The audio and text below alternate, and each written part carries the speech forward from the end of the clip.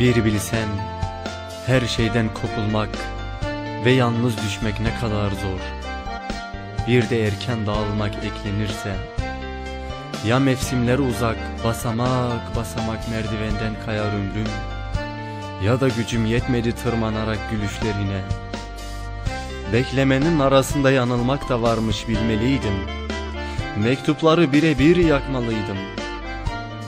Söylesene, hangi adres kaldı ki cevaplayayım? Seken kurşunlar gibi kaydın gözlerimden. Vay benim yalancım vay. Islak türküler dinliyorum her gece. Ben ve şiirlerim üşümüş bir ayrılığın sancısını ağıtlarla yaşıyoruz. Işıklarım söndü, yüreğimde dev barikatlar kuruldu. Gidenlerim dönmedi be yabancım.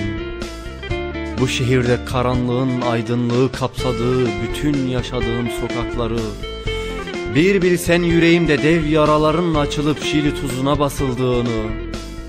Ne oldu bize yabancım, ne oldu söylesene. Bahtiyarlığa karıştı ömrüm. Böyle büyük boşlukları yaşayacağımı nereden bilecektim? Nereden bilecektim yalnızlığa hep şiir ağlarmış.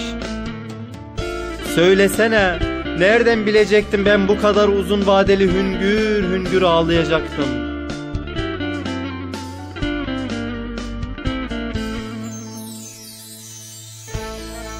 Kim ayrılığı yazdı alnımıza söylesene. Bu duvarları kim karaya boyadı? Hangi yoklukta yitirdim duyguları? Söyle be yabancım, neredesin şimdi? Yalnızlıkla göğüs göğüse kalmak benim gibi adama mı düştü? Bana kalmışsa bu ayrılıklar, sıkıysa aynı şehirde, aynı adreste, aynı gömlekte bulsunlar beni.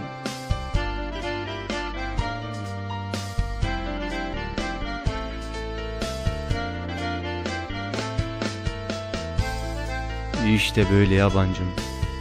Gidenlerim dönmese ben nereden döneceğim?